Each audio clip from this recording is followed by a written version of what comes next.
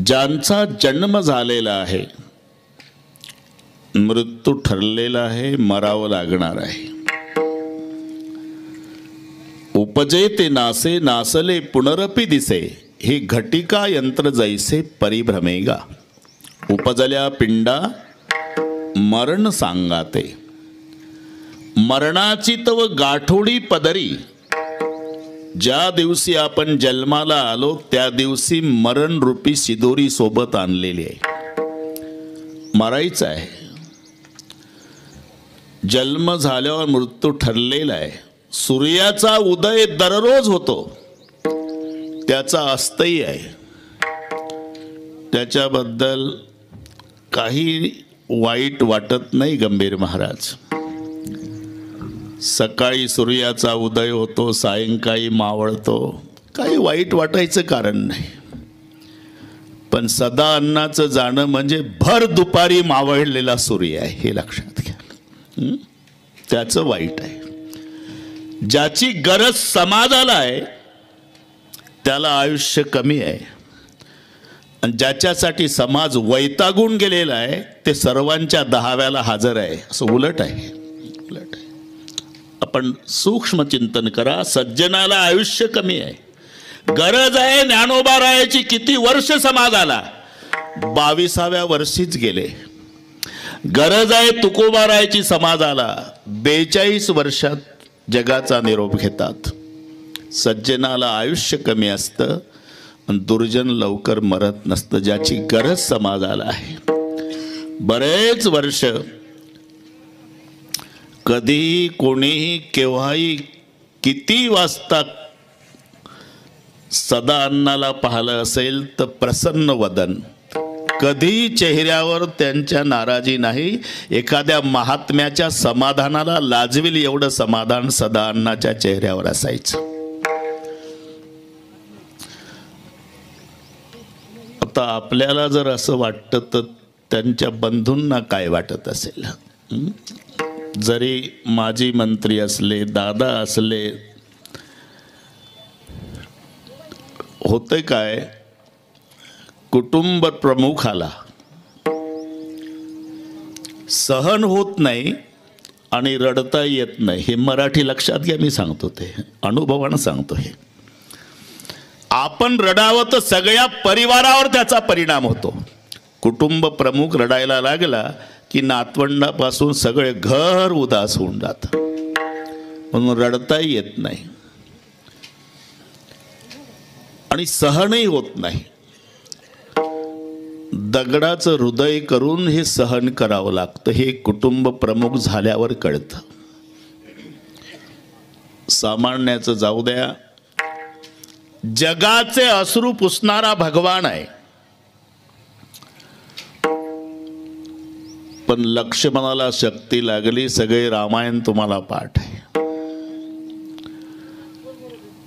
तेव्हा अश्रू पुसणारा देव ढसा ढसा रडतोय, नापास झाला.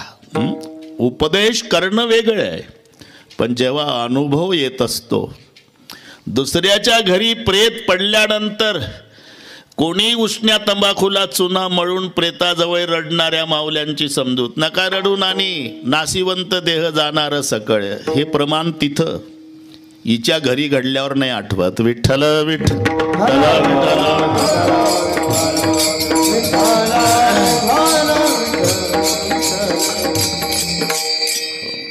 लक्ष्मणाचं डोकं मांडीवर, प्रसंग रात्रीचा, आणि द्रोणागिरी आणायला गेलेले हनुमानजी. बस सगळे पाठ आहे तुम्हाला. काष्टीकरांनाही मोठा कार्यक्रम रामकथेचा झाला. इकडे तुम्ही मोठा केला शेख महम्मद महाराज यात्रा. दादांना तेव्हा बळच बोलायला लावलं मी. त्यांचं बोलणं झालं आणि दुसऱ्या दिवशी बंदी आली. तेव्हापासून आता कार्यक्रम, तेव्हापासून भेटीच नाही.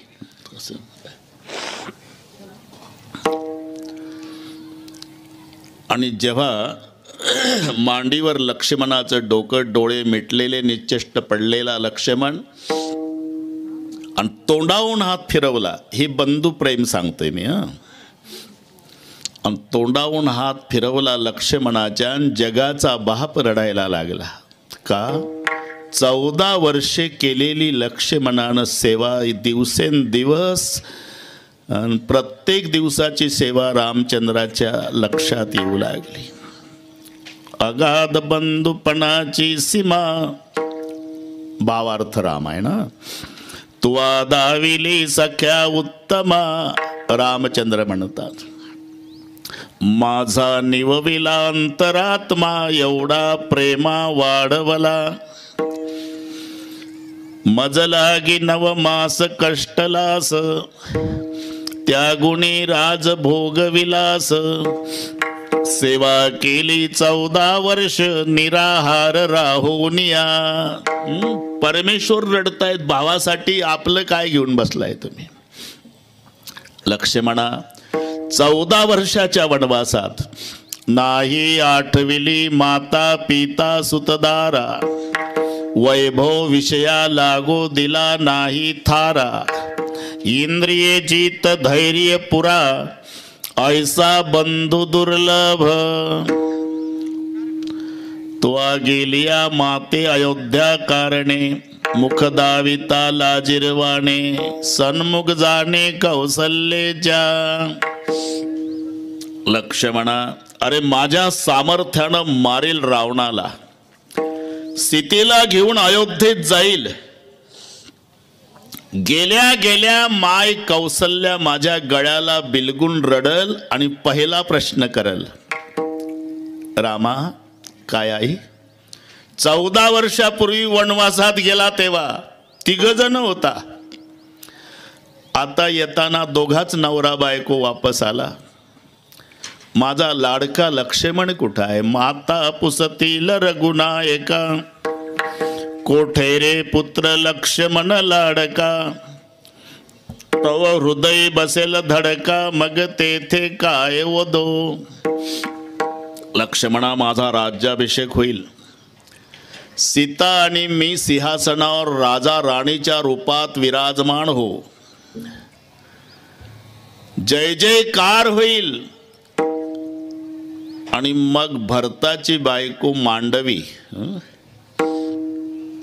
माझ्या पुढे नमस्कार करल. तिला मी उजवा हात वर करून आशीर्वाद देईल. मांडवी सौभाग्यवती भव. ती गेल्यावर शत्रुघ्नाची बायको येईल रे श्रुतकीर्ती. ती सिंहासनापुढे नमस्कार करल मला, मी तिलाही हात वर करून आशीर्वाद देईल. श्रुतकीर्ती सौभाग्यवती भव. पण लक्ष्मणा भर तारुण्यात विधवा झालेली बिना कुंकवाची तुझी उर्मिला माझ्या सिंहासनापुढे येऊन नमस्कार करल. अरे मी तिला काय आशीर्वाद देऊ. उर्मिले केवळ माझी बायको सोडवायसाठी कुंकू पुसावं लागलं तुला. जिथे बंधू प्रेमासाठी जगाचा बाप नापास झाला तर सामान्याची काय कथा. हे कधी न भरून निघणारी पोकळी दादांच्या नानांच्या जीवनात निर्माण झाली. गए हुए कभी आते नहीं, लेकिन हर साल उनकी याद आती है. याचं नाव पुण्य स्मरण.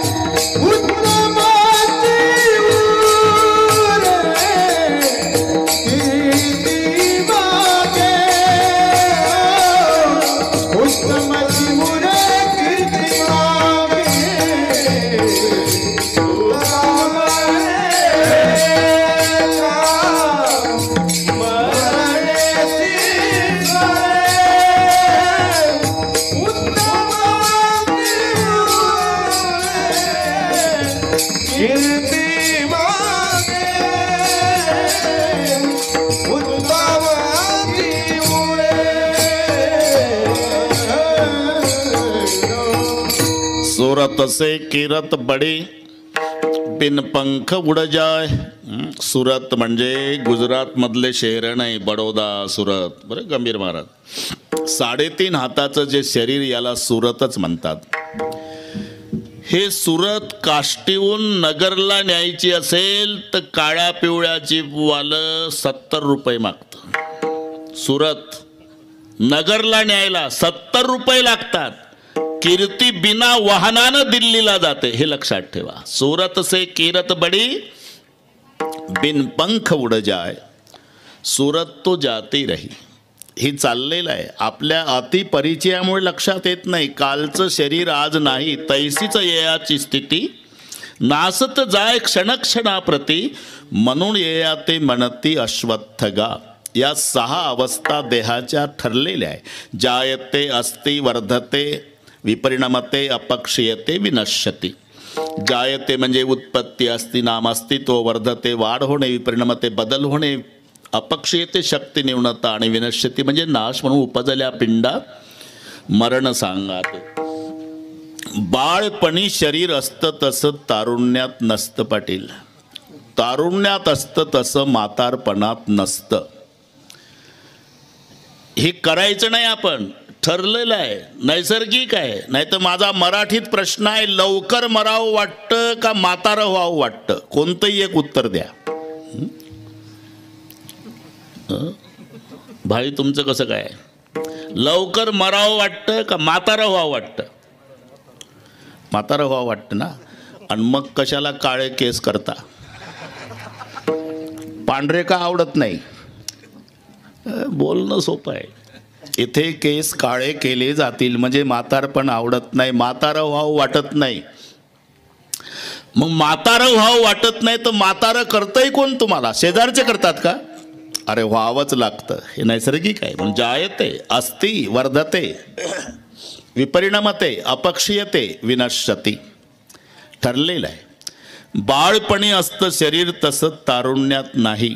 बाळपणी कोणाचंही बाळ असू द्या, उघड्या अंगाचं, जांग्या घातलेलं, गोरं पान, हरणासारखे गोल गरगरीत डोळे, काजळाचा टिळा हातात, खुळखुळा नवीन माणूस म्हणतो पप्पी दे बाळा.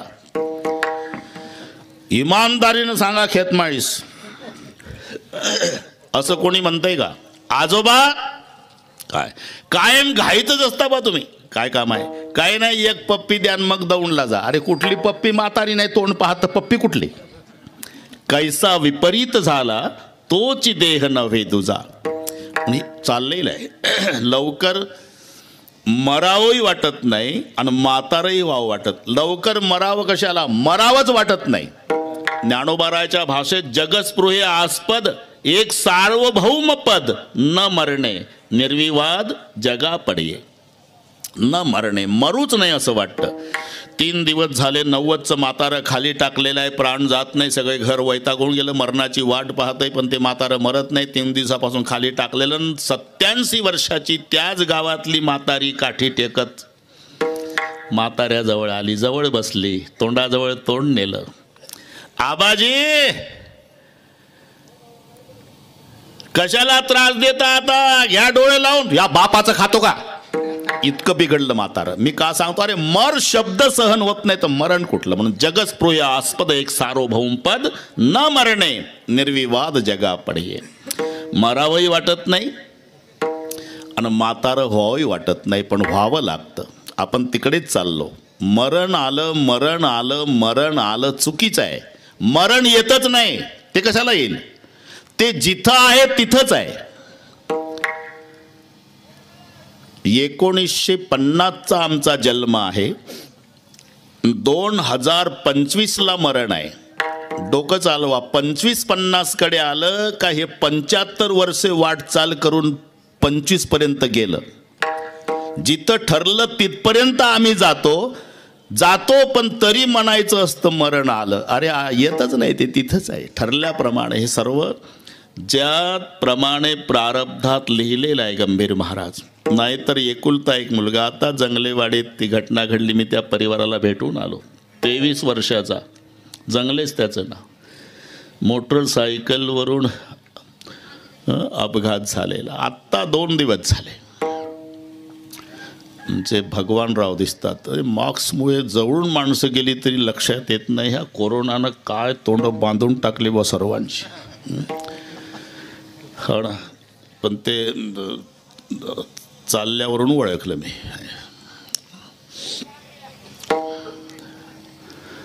सगळ्या परिवार.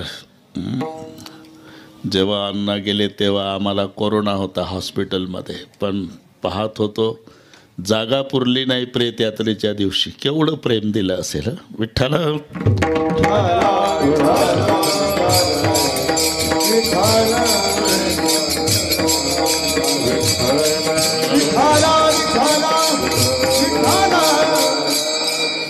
एकुलता एक मुलगा,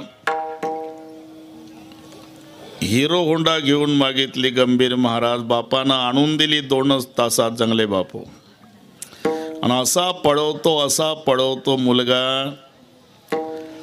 एक दिवस 5-25 लोक गावातले आले. पाटील आहे का घरी? अहो बाहेर का उभा आहात या? आत आले. कसा आला? तुमच्याकडे झालो. एकट्याला हिम्मत होईना बोलायची म्हणून आम्ही 5-25 लोक आलो. तुमच्यावर प्रेम असल्यामुळे. अहो ते तुमचं पोर गाडी पळवतं का हेलिकॉप्टर? हे पा वाईट वाटतं सांगताना, पण पोत्यात गुंडाळून आणावं लागल. पोत्यात. बरं सांगतो मी. 100 एकर जमीन, अर्ध्या एकरात वाडा. त्या दिवशी सांगितलं लोकांनी तर जेवले नाही मायबाप. रात्री जेवली नाही. मुलगा उशिरा आला आणि सकाळी पुन्हा मोटरसायकलला किक मारली भाऊसाहेब. तेव्हा मायबाप आले पुढे.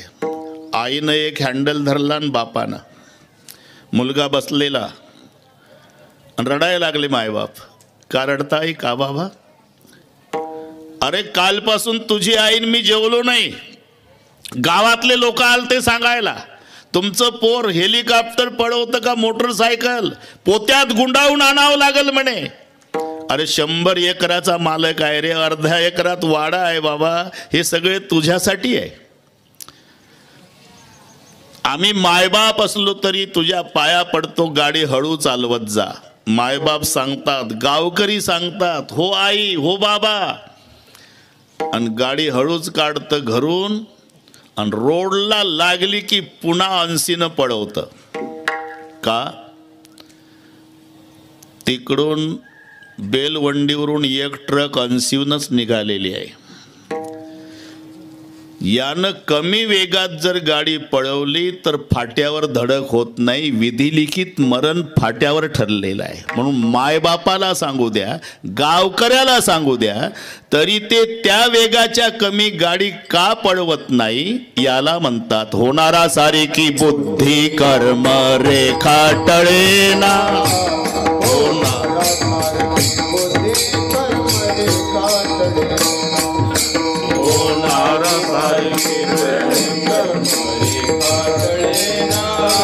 होणारा सारखी बुद्धी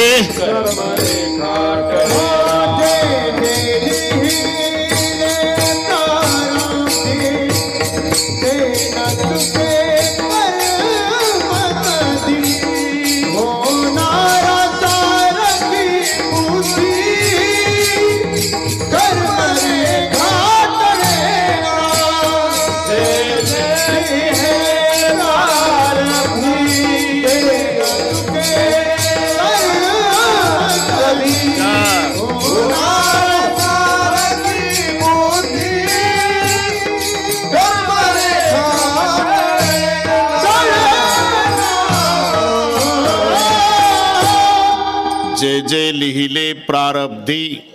कारण आधी शरीर नाही, आधी प्रारब्ध आहे. लक्षात घ्या. पेरिलब्ध पहिले रचा, पाछे रचा शरीर. आधी रचना प्रारब्धाची आहे, मग त्याच्या आधारे शरीर आहे.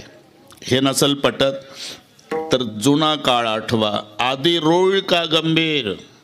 रेलगाडी आधी गाडी मग रोळ.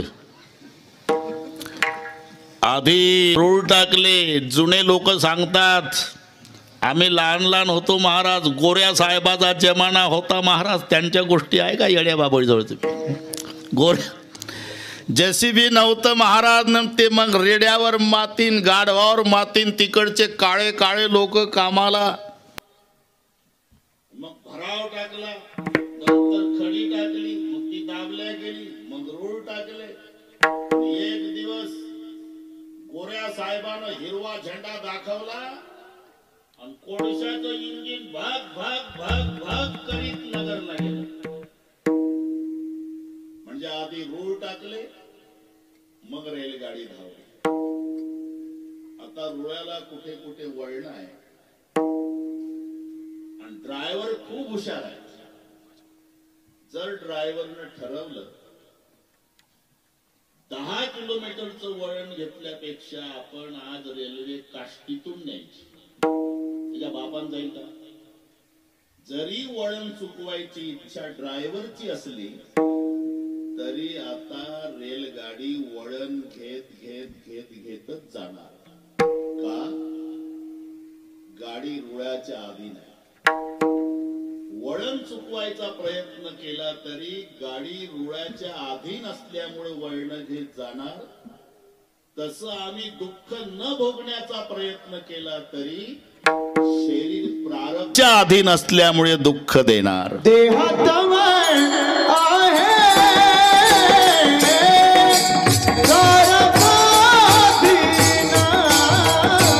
अच्छा देहात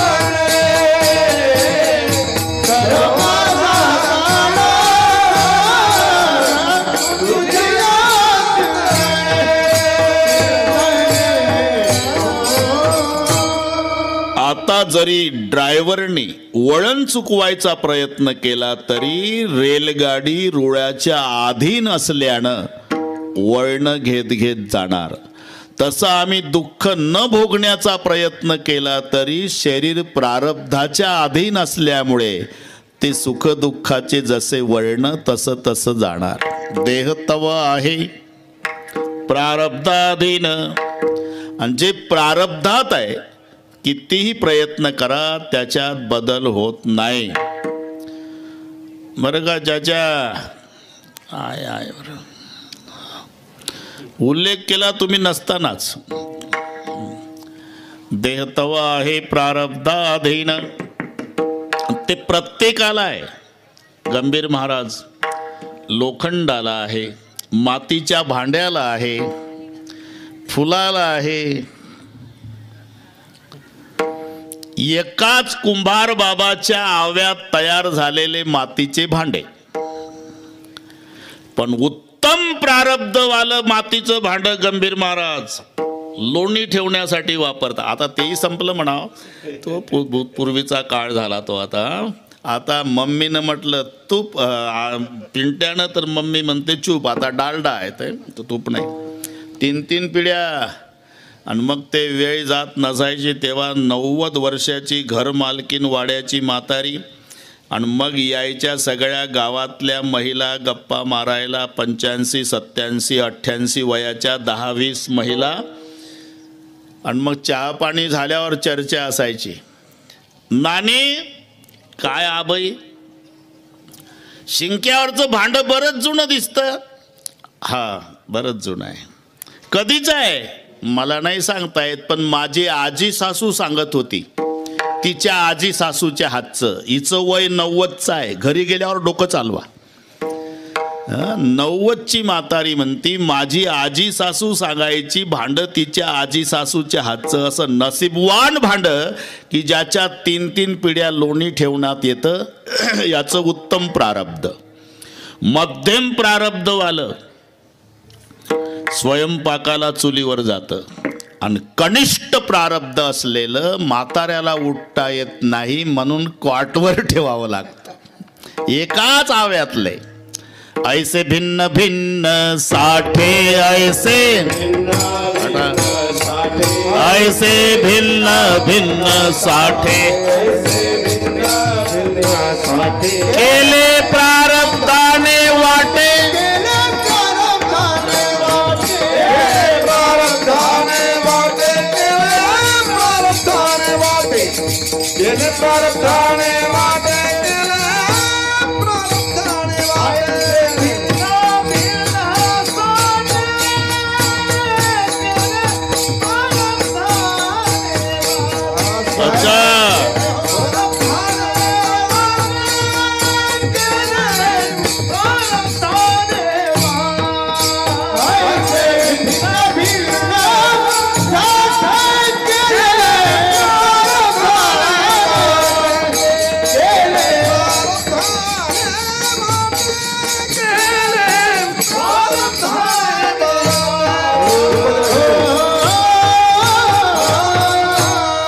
ऐसे भिन्न भिन्न साठे केले प्रारब्धाने वाटे.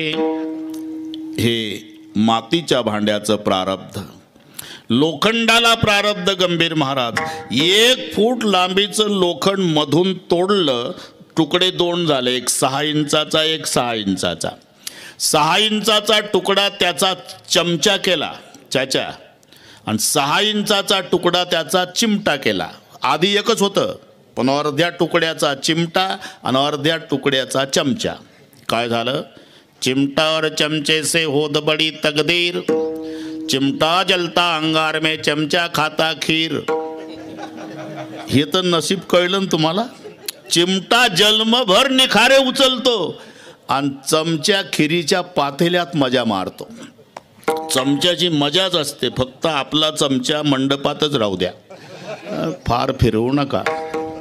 याचं कारण पूर्वी चमचे नव्हते. मी खरं बोलतो, तुम्ही का हसता हे कळत नाही मला. पूर्वी माणसं हातानं जेवायचे, चमचे नव्हते. आता आंघोळ झाली, कांदा पोहे आले का पहिला प्लेटमध्ये चमचा. मी म्हणतो पोह्याच्या आणि याच्यामध्ये घुसायचं कामच काय चमच्याचं, मग त्याला असतं म्हणतात चमचा. 2च्या मध्ये घुसतो त्याला, नाही तर हाताचं काम हात करतं, तोंडाचं काम तोंड, मध्ये लुडबुडतं, त्याला चमचा म्हणतात. चिमटा और चमचे से होद बड़ी तकदीर. चिमटा जलता अंगार में और चमचा खाता खीर. हे लोखंडाला प्रारब्ध. बागेतल्या फुलाला प्रारब्ध आहे. एकाच बगीच्यातले फुलं पण उत्तम प्रारब्धवाले देवाच्या डोक्यावर जातात. मध्यम प्रारब्धवाले माणसाच्या गळ्यात येतात आणि कनिष्ठ प्रारब्धवाले प्रेतावर निघाले. एकाच बागेतले. प्रत्येकाला आहे, कोणी असू द्या. प्रेताला सुद्धा मानावं लागेल तुम्हाला. किसी की लाश पर फूलों की लड़ी है तो किसी की लाश बिगर कफन की पडी है. हे तर मान्य आहे तुम्हाला. एक प्रेत बेवारस येड्या बाभळीजवळ 3 दिवसापासून पडलं, कुत्री बसलेली पोलीस पंचनाम्याला. आणि एक प्रेत यात्रेतलं प्रेत असं शृंगारला जातं जसा नवरदेव निघाला. किसी की लाश पर फुलों की लड़ी तो किसी की लाश बिगर कफन की पडी. म्हणून हे मानावंच लागेल, प्रत्येकाला आहे. आणि याच्यात कोणीच बदल करू शकत नाही. जे जे लिहिले प्रारब्धी ते न काही माणसं म्हणतात ना, रात्रंदिवस भजन करतो आम्ही तरी दुःख का भोगावं लागतं? अरे कोण म्हणतंय भजन केलं म्हणजे तुम्हाला प्रारब्धातलं दुःख भोगावं लागत नाही? भजन कशाला? ज्याचं भजन केलं तो रात्रंदिवस त्यांच्या सोबत होता. कृष्ण साह्य पांडवासी, कृष्ण साह्य पांडवासी, कृष्ण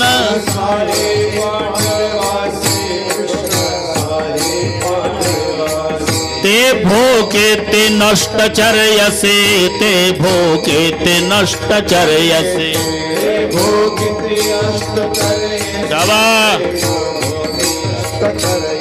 साह्य के लिया हरे हरासे, साह्य के लिया हरे हरासे.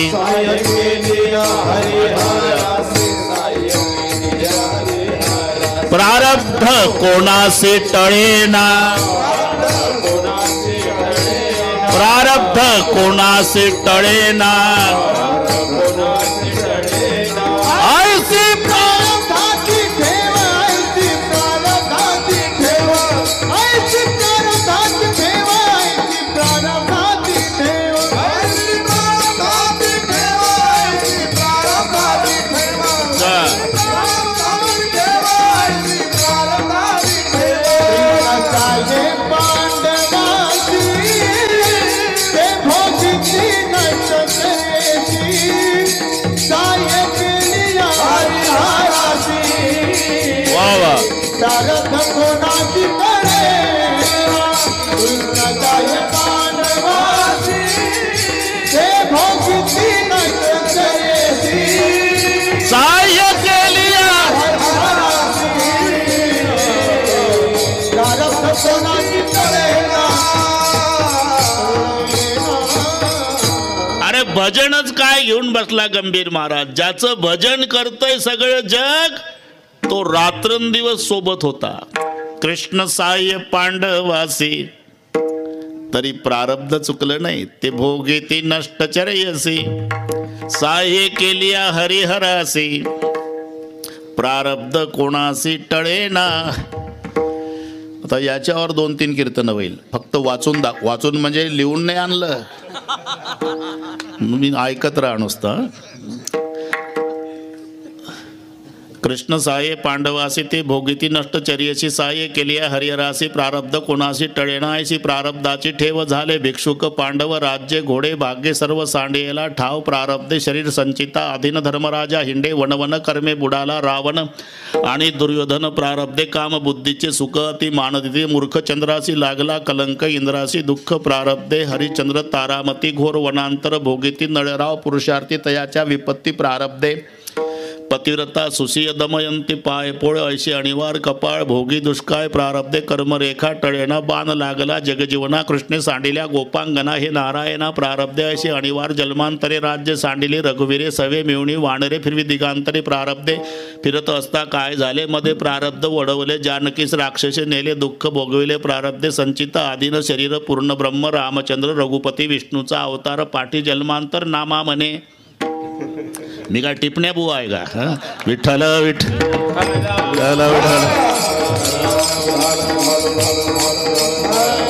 अरे जंगल जंगल राम फिरे रे, लंका में रोवे सीता माई. कर्म रेखा बडी दुस्तर है, तिल घटे नाराई. कोणी असू द्या, त्याच्यात कोणीच परिवर्तन करू शकत नाही. त्याप्रमाणे हे सगळे चालतं. जे प्रारब्धात आहे त्याप्रमाणे. कभी गर्मी कभी सर्दी आहे ना. जीवन म्हणजे काय? सुख दुःखाचं मिश्रण आहे. दोन्ही प्रकारच्या पत्रिका छापायच्या आहे.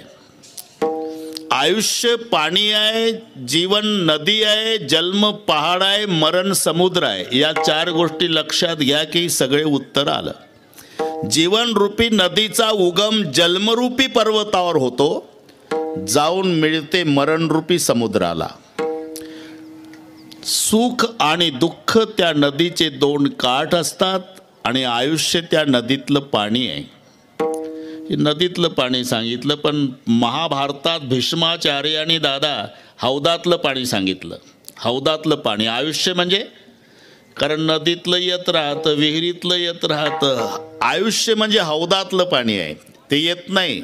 100 लिटर पाण्यानं हौद भरला म्हणजे माणसाचं आयुष्य संपा, आणि त्याच्यात मासा सोडला म्हणजे माणूस.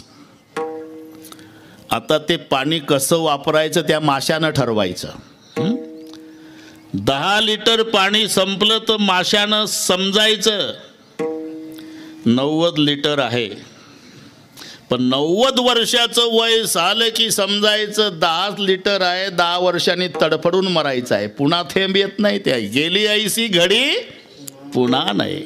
तसं आयुष्य हे पाणी आहे, जीवन नदी आहे, जन्मरूपी पहाड आहे आणि मरणरूपी समुद्र आहे. हे जाऊन मिळणार आहे. ताई नमस्कार. जाऊन मिळणार आहे. माझ्यापेक्षा तुम्हाला चांगलं माहिती आहे. सकाळी 8:30 वाजता पांढऱ्या कपड्यामध्ये गुंडाळलेलं प्रेत चौघाणी घेतलं, खांद्यावर पुढचं मडकं धरून चाललं, मागचा समाज रडत निघाला.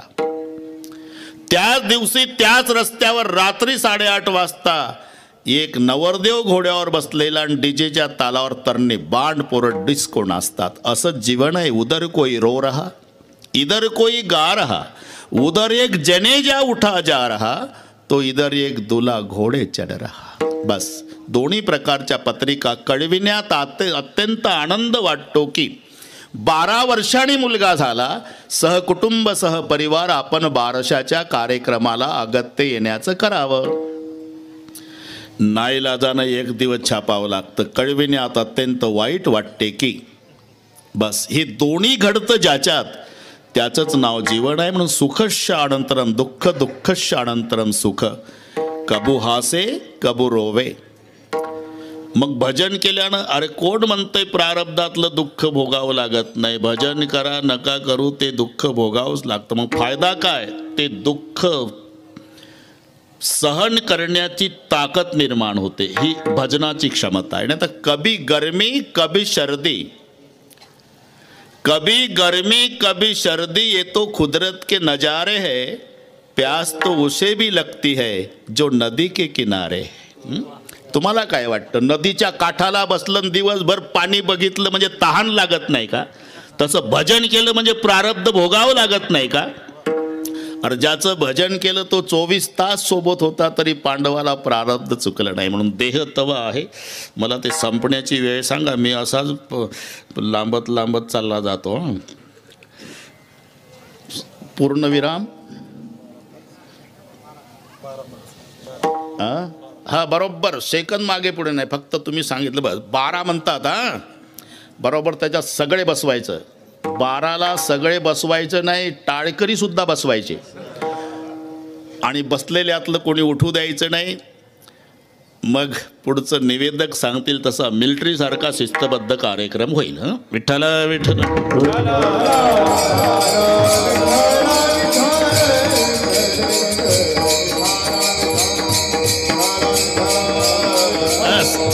देह तवा आहे प्रारब्धाधीन, आणि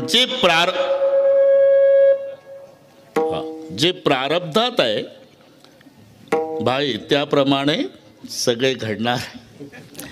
प्रारब्धानुसार तुम्ही आम्ही जीवनाच्या यात्रेत एकत्रित आलेलो यात्रिक आहोत. या पलीकडे फार मोठी व्याख्या नाही. वाढलं रे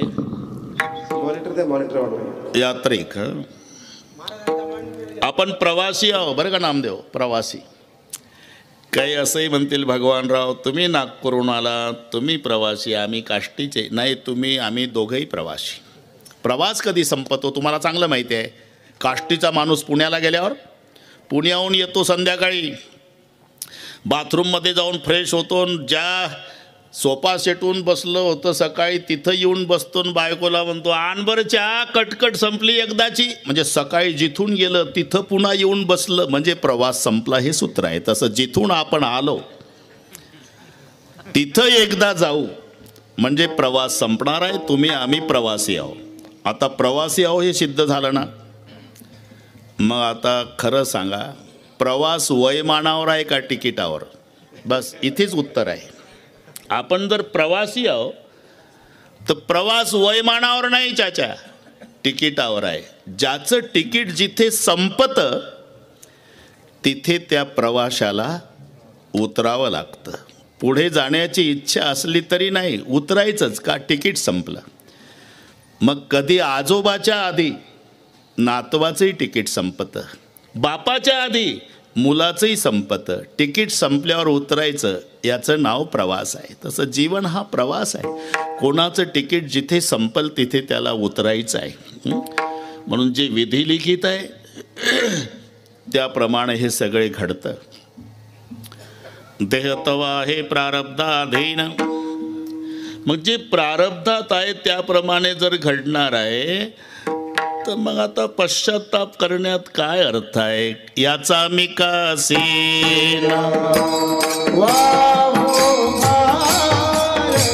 याचा मी का सीना,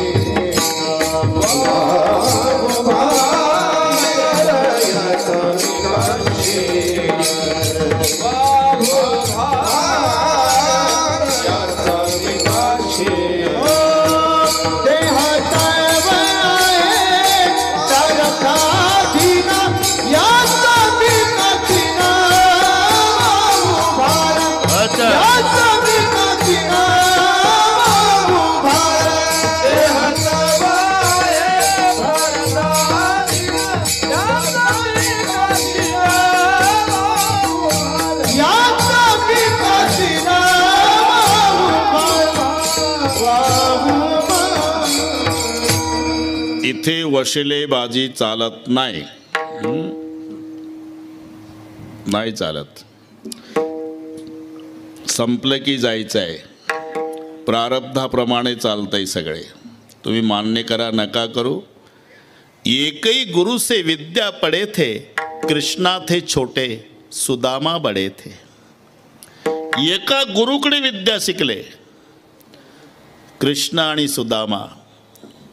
पण एकाचं प्रारब्ध जन्मभर दारोदार पीठ मागितलं आणि एक दारातून निघाला की भालदार चोपदार आणि जन्मभर ललकाऱ्या दिल्या. हे प्रारब्ध मानावंच लागेल तुम्हाला. देह तवा हे प्रारब्धाधीन, याचा मिकासी न वाहू भार. प्रारब्धानुसार सगळे घडणारच आहे. मग आतापर्यंत मी पश्चाताप करीत होतो देवा, आता करणार नाही. बस प्रारब्धात होतं तसं घडलं समजेल. मग हे पहा, जोड्या लावा, जोड्या. भूतकाळ, वर्तमान काळ आणि भविष्य काळ, हे 3 काळ झाले ना. आता त्याला 3 शब्द वेल्डिंग करायचे तुम्ही. स्मरण, चिंतन आणि चिंता. बरं का गंभीर? मी गुरुजी झालो तुमचा पहिलीचा. जोड्या लावा, जोड्या. बोर्डावर लिहून दिलं मी. भूतकाळ, वर्तमान काळ, भविष्य काळ. स्मरण, चिंतन, चिंता. सांगा आता कुठं काय जोडायचं? प्रत्येकाला एक शब्द जोडायचा आहे. चिंता, चिंतन, स्मरण, भूतकाळ, वर्तमान काळ, भविष्य काळ. मजा आहे. कधीही स्मरण शब्द भाऊसाहेब भूतकाळाला जोडला जातो, त्याच्यात कोणीच बदल. स्मरण म्हणजे भूतकाळच, चिंतन वर्तमान काळच आणि चिंता भविष्य काळ. बस आलं उत्तर, आलं उत्तर. स्मरण हे भूतकाळाचं असते. माणूस बसला म्हणजे दारापुढं परिस्थिती खालावलेली असू द्या अथवा सुधारलेली. खालावली असेल कसं होतं कसं झालं म्हणजे स्मरण, आणि सुधारली असेल तर म्हणतोय बापरे केवढं वैभव दिलं. हे स्मरण आहे भूतकाळाचं. चिंतन असते ते वर्तमानाचं. काही काही माणसं घाई घाई कीर्तनाला येतात ना, इथं आल्यावर त्यांच्या लक्षात येतं की कुलूप लावलं पण ओढून नाही पाहिलं. कधी लागतं कधी लागत नाही. लागलं असेल की नाही, लागलं असेल की नाही, लागलं असेल की नाही. बसतं कीर्तनाला आणि चिंतन करतं घरच्या कुलपाचं. म्हणजे चिंतन हे वर्तमानाचं आहे, स्मरण भूतकाळाचं आहे आणि चिंता भविष्याची असते.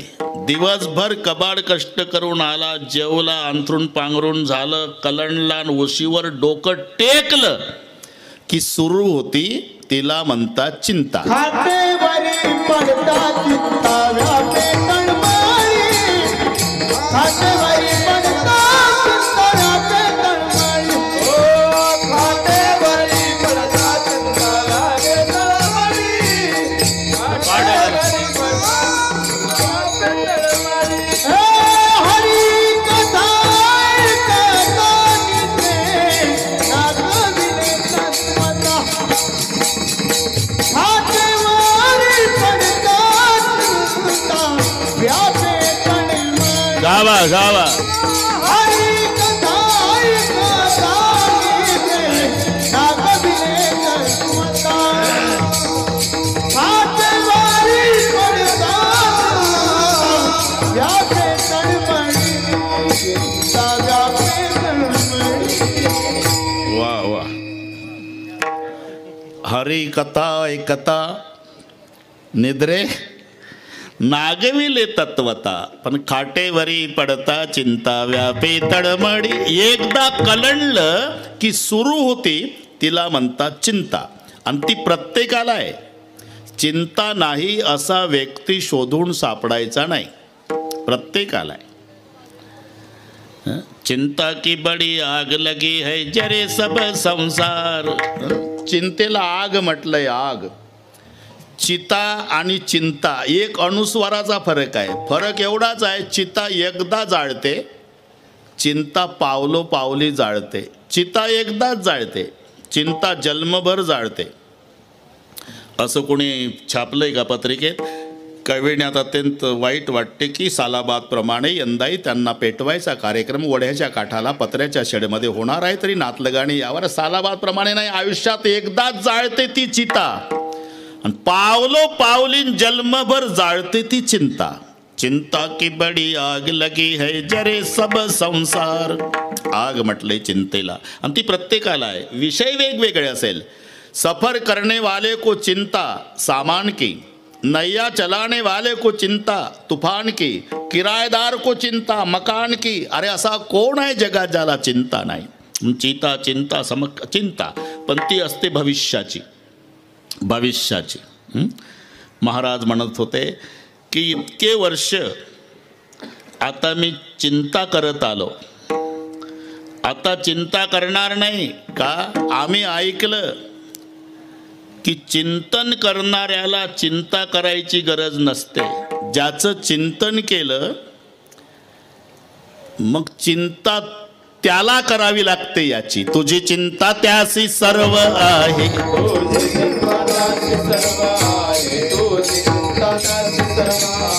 आवडीने भावे हरी नाम घेसी, आवडीने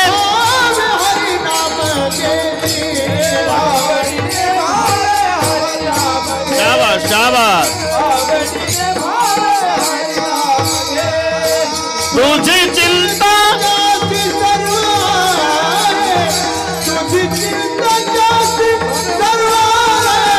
हरिमुखी गाता.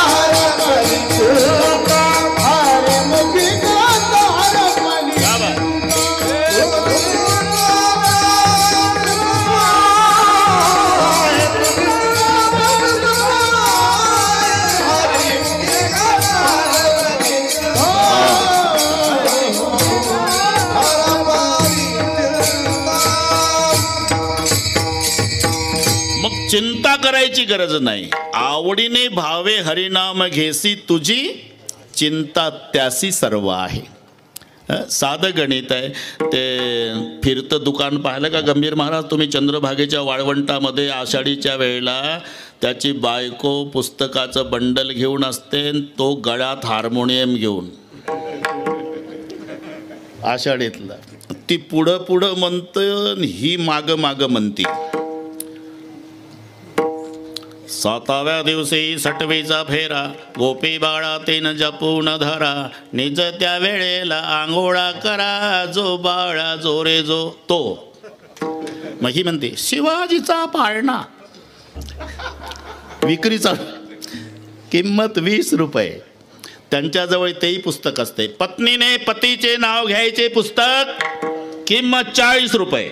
मग गरजू लोक आणतात आणि त्याच्यात जसं आहे तसं पाठ केल्या जातं. मोत्याचा पाऊस, सोन्याच्या धारा, राव निघाले लढाईवर अब्दा गिरीधरा. पुस्तकात मोत्याचा पाऊस आणि सोन्याच्या धारा. राव निघाले लढाईवर कुठलं खोरण टोपलं डोक्यावर चाललं दुष्काळी रोडवर, पण पुस्तकात आहे ना, राव निघाले लढाईवर अब्दा गिरीधरा. एवढं एकदा पत्नीनं नाव घेतलं तर जन्मभर तिची चिंता पतीला. साधं गणित आहे, घरी गेल्यावर हिशोब करा. पत्नी एकदा नाव घेते तर जन्मभराची चिंता पतीला. मग रात्रंदिवस नाव घेतल्यावर तो झोपा काढल का? आवडीने भावे हरिनाम घेसी तुझी चिंता त्यासी सर्व आहे. हे 11:30 वाजता लक्षात आलं तुकोबारायच्या. देवा, इतके वर्ष अजून काही मला वैतागला नाही. महाराष्ट्र वन्स मोरच चालू आहे. कारण मी अभंगाच्या बाजूला जात नाही. आपलं चाकोरीत जायचं. भक्ती ज्ञाना वीर इतरा गोष्टीनं कराव्या, प्रेम भरे वैराग्याच्या युक्ती विवराव्या. बाकीचं कशाला बाजूला. आपलं अभंग. कीर्तनकारांनी फक्त कीर्तन करावं. विठ्ठल विठ्ठल विठ्ठल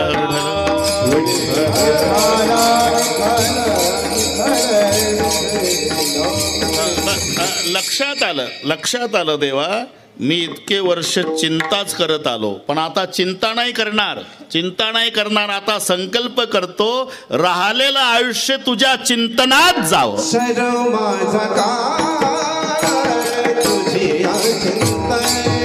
अच्छा,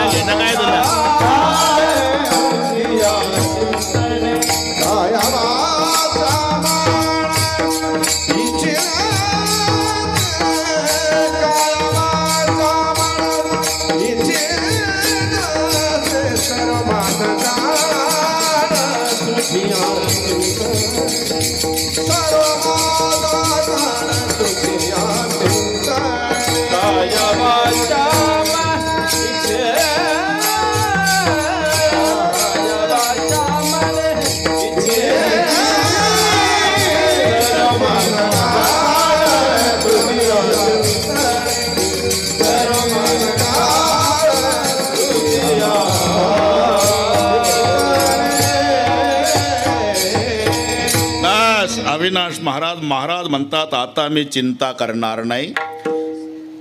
उलट चिंतन करणाऱ्याची चिंता देव करतो ना. म्हणून आता संकल्प करतो, इथून पुढचं आयुष्य सर्व माझा काळ तुझी या चिंतने, काया वाचा मने इच्छितसे. अजून 28 मिनिट आहे. मी शुद्धीवर आहे, काळजी नाही करायची अजिबात. एकदा अन्नासाठी आणि मग भजनाच्या, असं दोनही करू आपण. हात वर करा. हे अन्नासाठी. शाबास.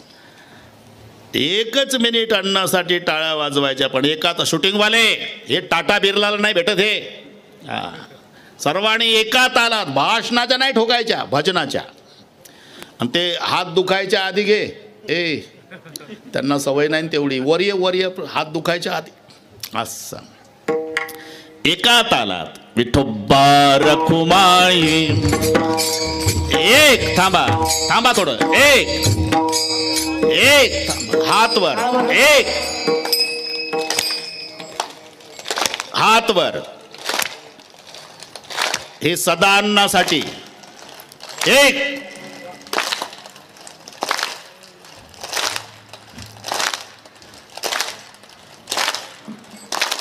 हात वर.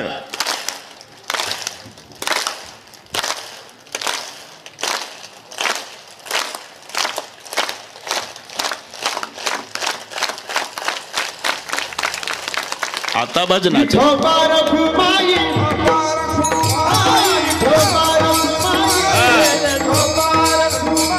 विठोबा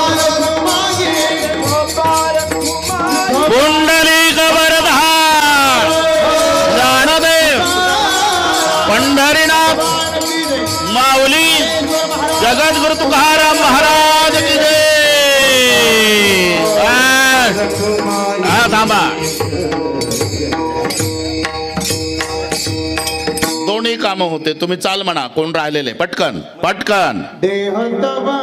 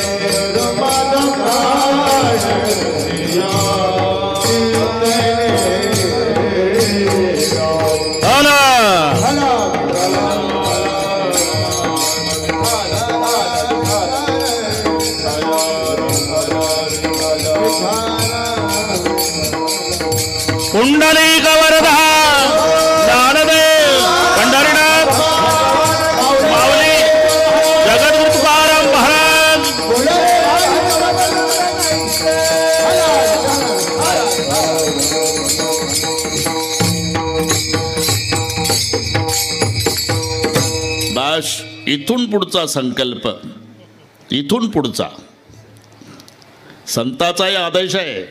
काळ सारावा चिंतने, एकांतवासी गंगा स्नाने, देवाच्या पूजने प्रदक्षिणा तुळशीच्या किंवा चिंतने सरे तो धन्य धन्य काळ.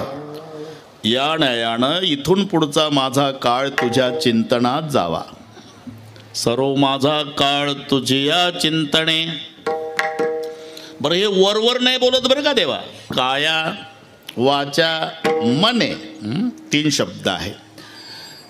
काया वाचा मने म्हणून तो पंढरपूरची वारी का करायची पायी दादानी केलेली आहे. दादा पायी वारी का करायची? काया वाचा मन तिन्हीकडून घडते सेवा. हे पाय चाललेले असतात पंढरपूरला, कायिक सेवा. दिवसभर ज्ञानबा तुकाराम म्हणतं, वाचिक सेवा. आणि मनात म्हणतं कितीही गर्दी असली तरी वशिला लावून का होईना एकादशीला दर्शन घ्यायचंच. मन, काया आणि वाचा, कायिक वाचिक मानसिक भाव म्हणून काया वाचा म्हणे इच्छित असे. हो, पण चिंतनातच काळ सरावा ही का अपेक्षा? याचं कारण आहे. लाभ तो न दिसे याहुनी दुसरा.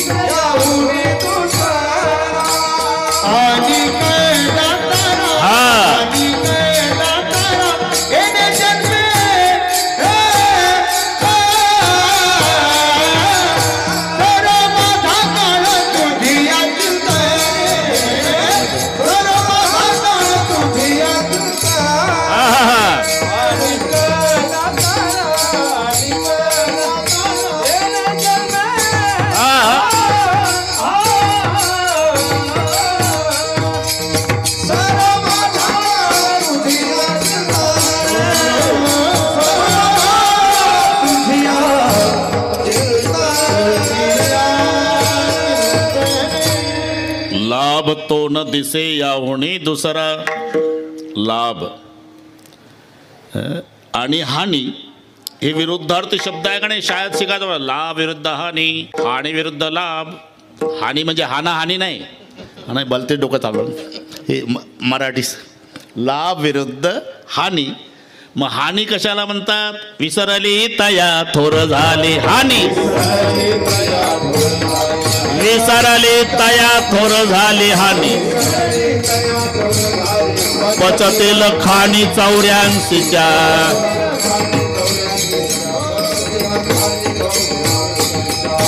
म्हणजे देवाला विसरणं ही जर हानी आहे तर त्याला आठवणं हा लाभ आहे.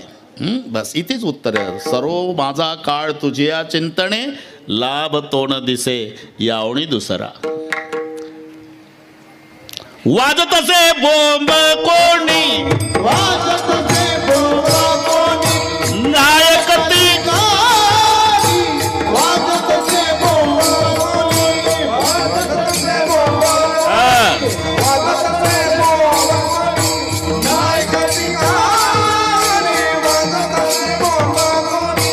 हरी हरी न म्हणते.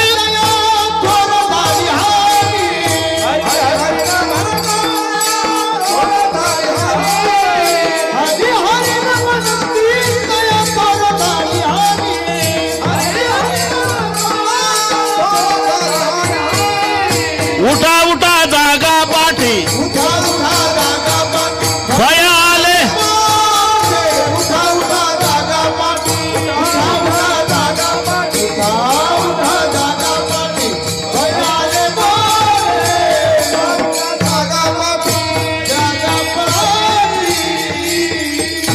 बस प्रमाण भरपूर झाले आता.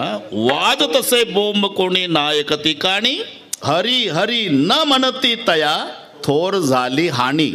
म्हणजे हरी हरी स्मरण न करणं ही हानी आहे, तर हरीला आठवणं हा लाभ आहे. म्हणून लाभ तो न दिसे याहुनी दुसरा. आणिक दातारा येणे जन्मी, जन्म आले याचा लाभ.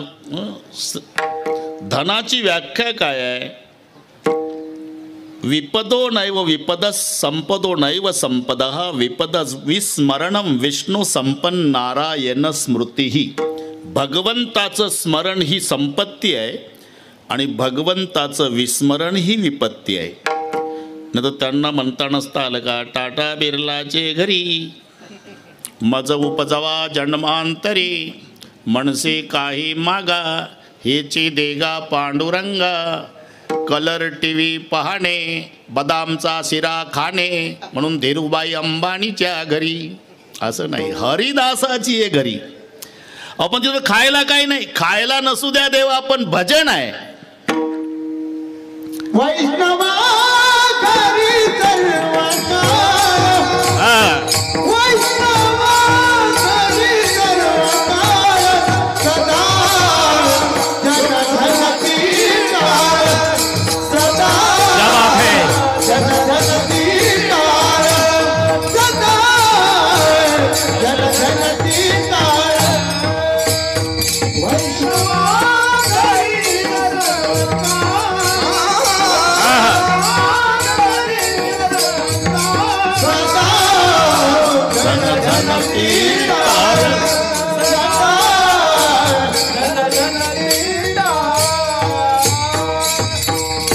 बस जमलं हे. अरे जन्म गेला या लोकांचा श्रवण करण्यात, पाठ आहे, तू पुढं काय सांगणार आहे. कण्या भाकरीचे काय मुखी राम नाम गाणे. खायला नसू दे, आपण भजन आहे ना. अरे राजाही जेवण करतो आणि वारकरी जेवण करतो. आता आमच्या दादानी तो वारीच केलेले आहे. राजा खाय बर्फी पेढा जिलेबी मंगाय के. राजाचं जेवण पायात जोडे मोजे तसेच. डायनिंग टेबलवर सगळे पदार्थ, एका हातात सिगरेट, जिलेबीचा अर्धा तुकडा तोडतो, ते चावून झालं की अर्धा गुलाबजाम खातो. बाटली असते, बाटली म्हणजे बिस्लरी म्हणतो मी. हे आता इथेही 90 आलेले आहे, पाणी प्यायचं म्हणतो. राजा खाय बर्फी पेढा जिलेबी मंगाय के. आता साधूचं जेवण. 95 वर्षाचा म्हातारा वारकरी पडसी पता वाकत वाकत चालला. गुडघ्याच्या वर धोत्र, बारा बंदी, तांबडं पागोट, 2 तुळशीच्या माळा मुद्रा लावलेल्या. नीरा नदीत आंघोळ झाली. खडकावर बसून नित्य नियम केला. वय 95. भूक लागली, पडसीतली भाकरी काढली, ताटात टाकली तर ताटच वाजलं. इतकी वाळलेली भाकरी 8 दिवसाची. मुखात दात नाही, त्यानं पाणी टाकलं नीरा नदीतलं, भाकरीचा काला केला, त्याच्यात तुळशीचं पान घातलं वारकऱ्यानं आणि पंढरपुराकडे तोंड करून हात जोडून डोळे मिटून देवाला प्रार्थना केली, पांडुरंगा या जेवायला. हेही जेवणच आहे. राजा खाय बर्फी पेड़ा जलेबी मंगाए के और साधु खाए रूखा सूखा भोग लगाए के. तहान भूखे चित्ते तहान भूखे चित्ते सदा देवाठविती.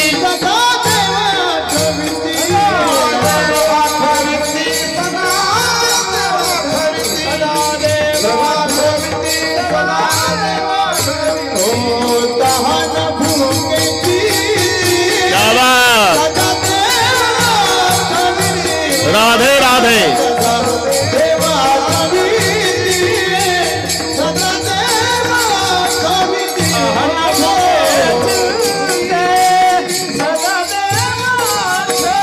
वाह वाह, काम कर.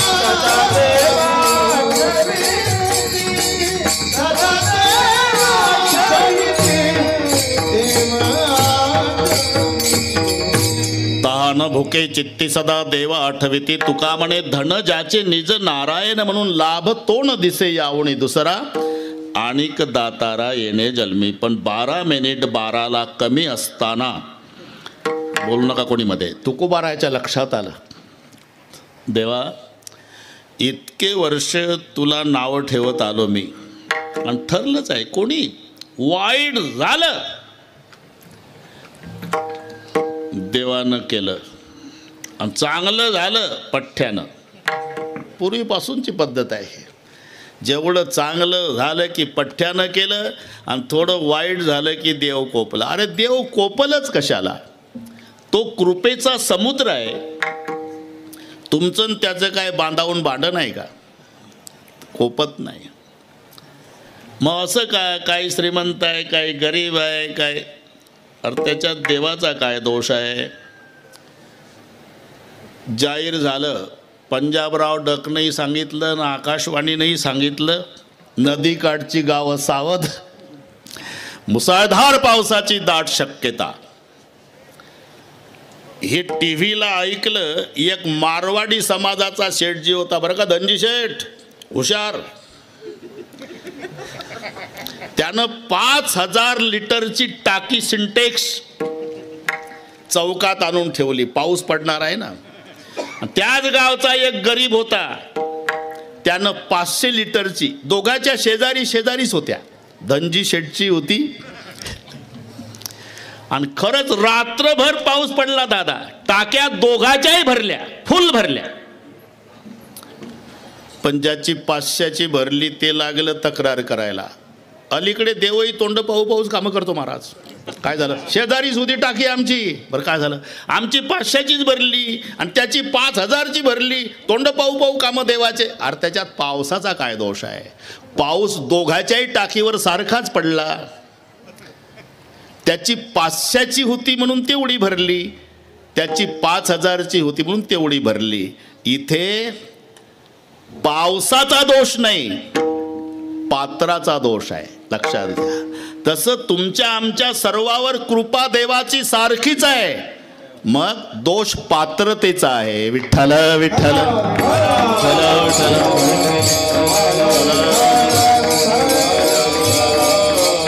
नाही तर मी म्हणतो फाशी देणं हा काय न्यायाधीशाचा स्वभाव आहे का?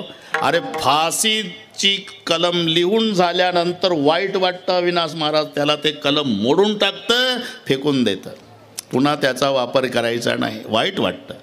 मग फाशी न्यायाधीश देत नाही, मग कोण देत आहे? ते लटकवणारे. आमच्या नागपूरला आहेत ते, अजनी जेलला माणसं मारणारे दोघं, एक कल्लू, एकाचं नाव फकीरा. इकडे मारायचं असेल तर ते दोघंच येतात ते, आणि ते काय चांगलं काम आहे का? ते दोघं आहे, कल्लू फकीरा, ते चढवतात. मग ते टेबल वगैरे काढून घ्यायचं आणि लटकवायचं त्याला, फाशी. मग कल्लू फकीरानं फाशी दिली का? न्यायाधीशानं फाशी दिली का? अरे न्यायाधीशानं फाशी दिली नाही, फासावर लटकवणाऱ्यानं फाशी दिली नाही, तर फाशी दिली कोणी? गुन्हेगाराच्या गुन्ह्यानी. हे त्याचं उत्तर आहे. न्यायाधीश फाशी देत नाही, गुन्हेगाराचा गुन्हा गुन्हेगाराला फाशी देतो. तसं मी हे भोगत आलो, याच्यात तुमचा काही दोष नाही देवा. माझं कर्म मला दुःख देतं. मी माझे वखटे आहे देवा, मी माझे वखटे आहे देवा, मी माझे वखटे आहे देवा.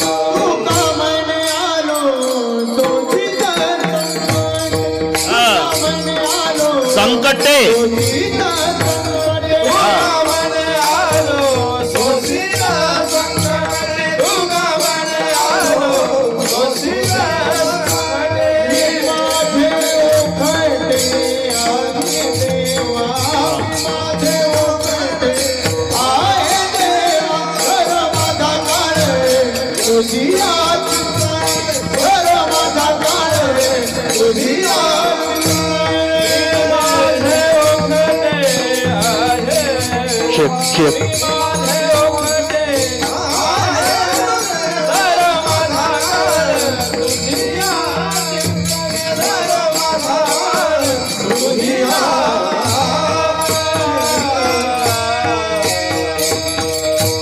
याला कारणीभूत मी आहे देवा, तुम्ही नाही.